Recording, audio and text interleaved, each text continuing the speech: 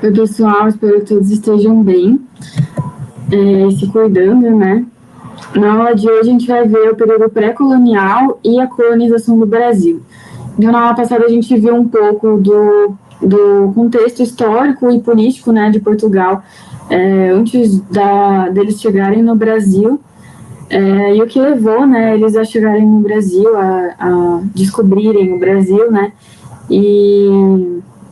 E aí, na aula de hoje, a gente vai entender um pouco desse período pré-colonial, porque demorou um tempo ainda até Portugal, de fato, colonizar o Brasil, e entender o que foi, por que eles decidiram, né, colonizar o Brasil. Então, no período pré-colonial, a gente tem a extração do pau-brasil, né? Os portugueses chegaram no Brasil e viram esse pau-brasil, né? Que é essa árvore aqui da foto, em muita abundância no território. Não tinha muito pau-brasil no território brasileiro, né? E essa árvore, ela é muito rica, assim, ela era muito importante para os portugueses, eles podiam usar ela de diversas formas, né? Essa árvore, ela tem, o interior dela é vermelho e ele pode ser usado como corante, eles usavam muito esse interior da árvore como corante. E é uma madeira muito resistente, então ela pode ser usada na construção de navio, né? De móveis, de qualquer coisa assim que seja nesse sentido, que dê para usar essa madeira, ela é muito boa porque ela é muito resistente.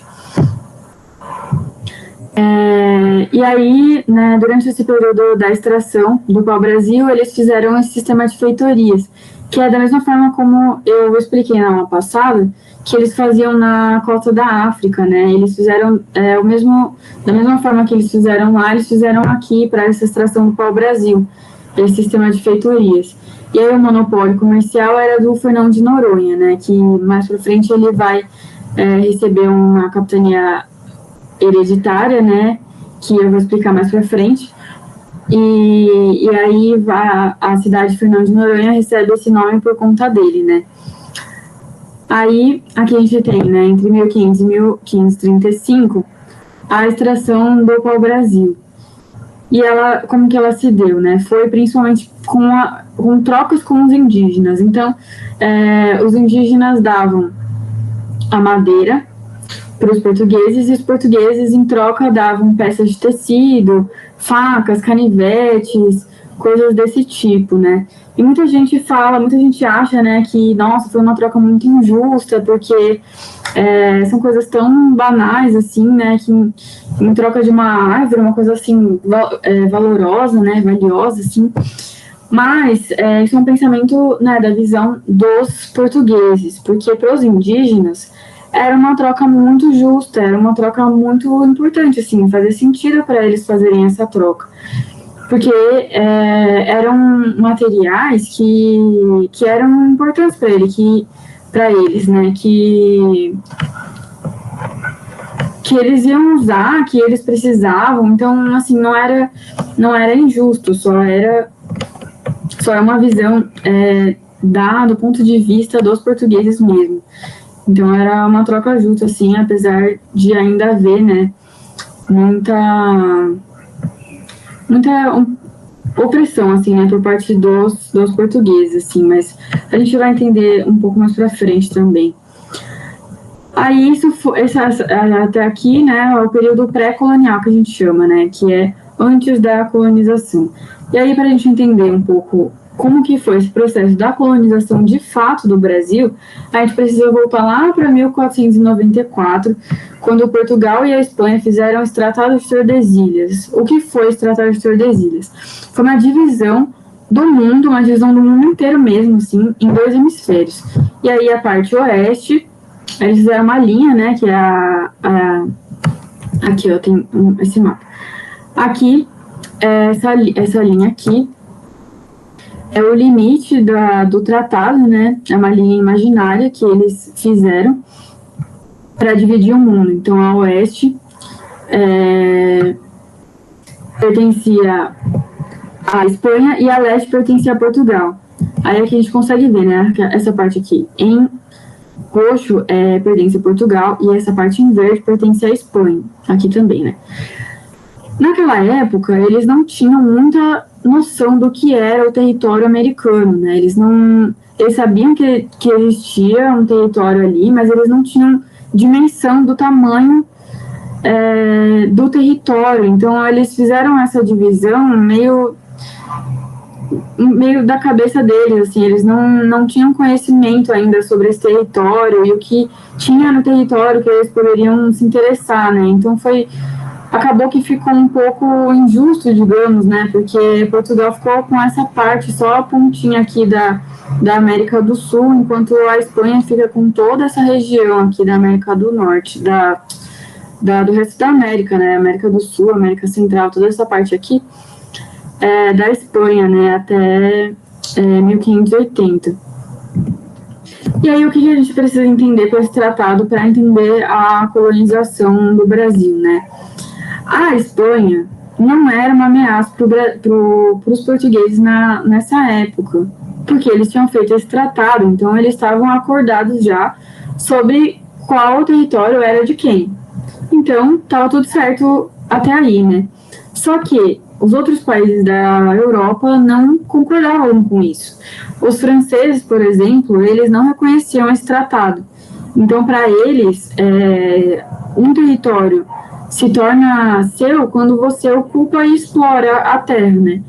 E aí os franceses invadiram o Brasil e começaram a fazer uma pirataria do pau-brasil, né? Então, é uma comercialização ilegal do pau-brasil. E aí, a partir disso, os portugueses a coroa portuguesa, né, viu a necessidade de ocupar e explorar esse território, porque senão eles poderiam acabar perdendo, né? Porque a França podia acabar dominando, né? E aí, Martim Afonso de Souza fez a primeira expedição de exploração em 1532. E depois disso, a coroa portuguesa decidiu dividir o território brasileiro, né, em capitanias hereditárias, porque aí cada capitão donatário, né, os capitães donatários eram os possuidores dessas capitanias. Então, cada capitania hereditária ficava responsável.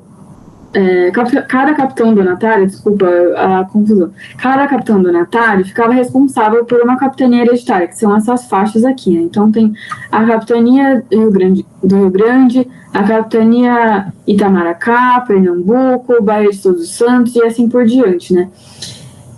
E eles eram responsáveis, né? Eles possuíam esse território era, na verdade, propriedade da coroa portuguesa, e a coroa portuguesa doou essa capitania aos capitães donatários para eles explorarem esse território, né? E aí eles precisavam, né, pagar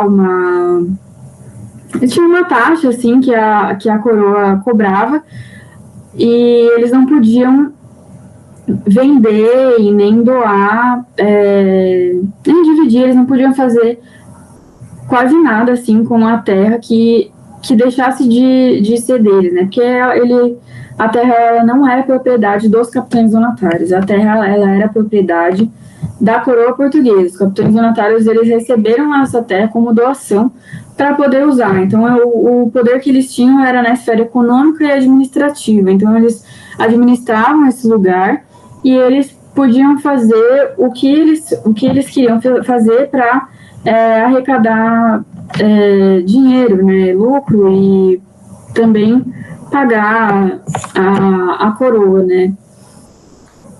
E aí, as capitanias de São Vicente e Pernambuco, essas aqui que estão com estrelinha, foram as capitanias que deram certo, porque a maioria das capitanias não deram certo.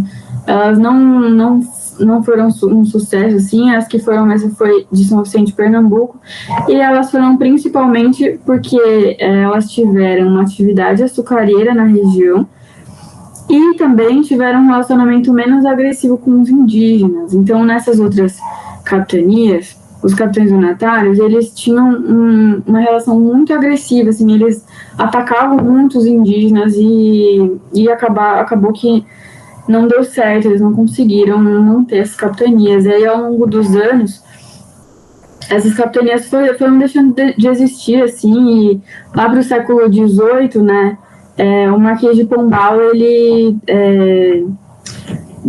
deixa, né, esse território, deixa o território, essa região das capitanias, não são mais capitanias e passam a ser públicas ao invés de privadas, né, que nessa época elas eram privadas.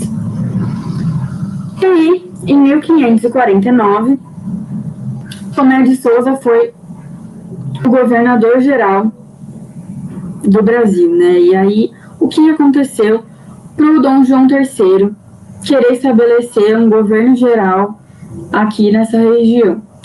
Estava acontecendo naquela época muitas coisas, né, com Portugal. Então, tiveram essas causas, né, esses motivos aí para o Dom João III querer estabelecer o governo geral. E aí, eles são os primeiros sinais de crise nos negócios da Índia, porque a Índia era o foco, né, era o que eles mais lucravam, né, era com a Índia. E aí começou a ter indícios de crise, né, nesses negócios da Índia, derrotas militares em Marrocos. Em 1549, que foi o mesmo ano, né, da posse de Tomé de Souza no governo geral, teve fechamento do entreposto comercial de português de Flandres, né, e a Espanha estava tendo muito sucesso, estava tendo muito êxito nas colônias americanas aqui, né, nas colônias da América, né, e com uma extração de pedras preciosas. E aí o Portugal olhou para isso e ficou, nossa, eu acho que a gente precisa se organizar aí para conseguir tirar um lucro, né, explorar melhor essas terras. E aí veio Tomé de Souza, em 1549, e os jesuítas também, né, vieram com o intuito de catequizar os povos nativos daqui.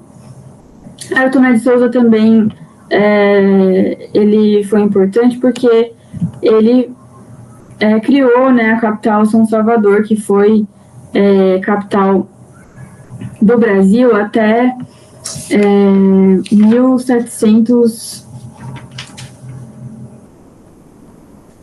Ixi, agora eu não me lembro exatamente a data, mas eu vou ver e depois eu passo para vocês, né? Mas, enfim, e aí depois a gente tem o empreendimento mercantil, né? O que foi isso?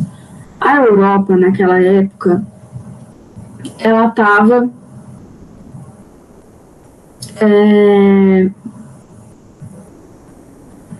com esse intuito, né, que na verdade a economia europeia ela era dominada principalmente pela França, pela Inglaterra e pela Holanda, né, e aí eles tinham esse objetivo de empreendimento mercantil. Então Portugal tinha que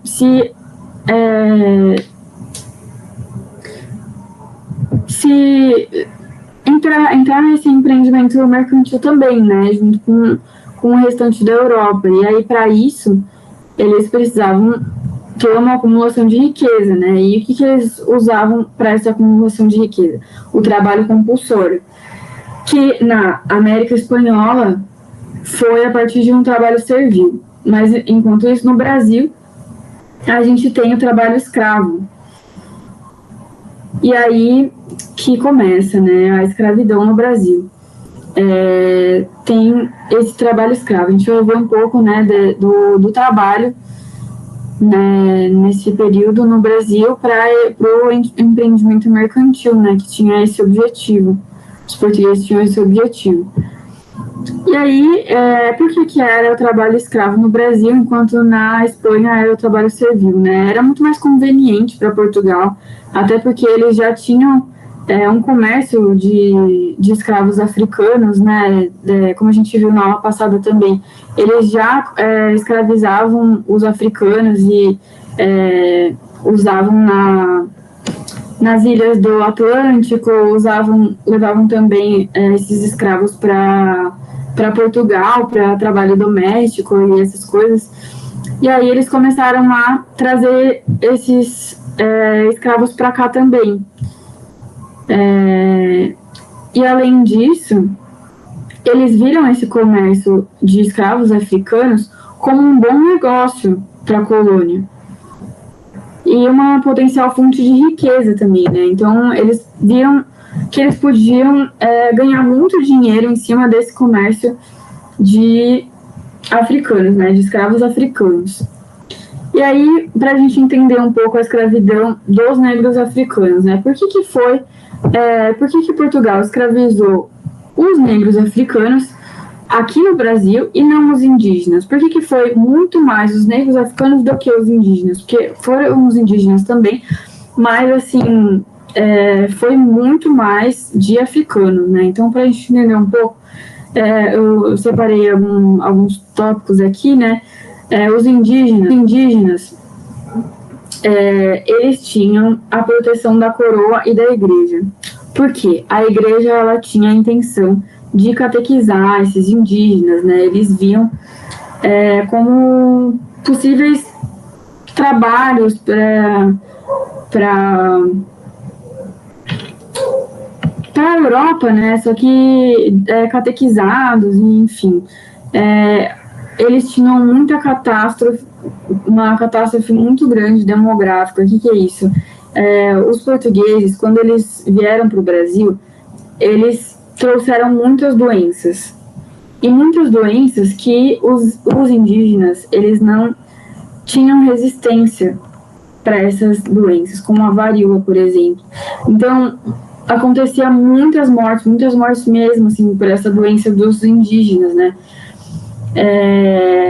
E eles tinham também uma cultura que era de subsistência, né? Então, eles produziam o que eles consumiam. Eles produziam muita... só para o consumo deles mesmo, né? Só para eles comerem. Então, caça, pesca e agricultura, assim, que era só o básico, só para eles se alimentarem. Até lá na época do pau-brasil, né, da extração do pau-brasil, eles também faziam uma curiosidade, assim, né? Eles faziam para a agricultura, eles derrubavam árvores e faziam queimadas, assim, para poder fazer a agricultura, né? Mas era de uma forma muito pouca, assim, que não fazia muito estrago na natureza, era até uma coisa mais sustentável, assim, né, como a gente diria hoje, né, um pouco mais sustentável, assim, porque eles faziam só para subsistência, eles não chegavam a estragar o solo, eles não faziam um desmatamento, assim, né, e aí foi com a chegada dos portugueses que começou esse desmatamento, né, essa coisa de derrubada, de árvores e de queimadas, e foi aí que a gente começou a destruir, né, a natureza, né, no Brasil, principalmente. E aí, voltando aqui, né, aí os africanos, o que foi, por que a escravidão foi mais de negros africanos do que de indígenas, né? Como eu disse no slide anterior, eles tinham um comércio, os portugueses, né, tinham um comércio negreiro que era muito lucrativo. Então, esse era o principal fator, na verdade, assim, é o principal fator. Se for precisar pensar em um motivo para a escravidão dos africanos, né, é esse. Esse não pode sair da cabeça. Comércio negreiro lucrativo para Portugal. Mas, além disso, outras coisas que não são tão importantes assim. O mais importante mesmo é o comércio negreiro, né? Aí, os africanos, eles tinham uma cultura de trabalho com ferro e com criação de gado, já lá na África, né? E os portugueses, eles já sabiam disso, eles já tinham essa experiência com o trabalho escravo dos africanos, né? Das ilhas do Atlântico. Como eu já disse também, né, na aula passada também, que a gente já viu que os portugueses escravizavam, né, os africanos e usavam eles o trabalho escravo deles nas ilhas do Atlântico. Então eles já tinham um pouco desse conhecimento assim desses povos, né? E além disso, a coroa e a igreja não se opuseram à escravização dos africanos. Por quê?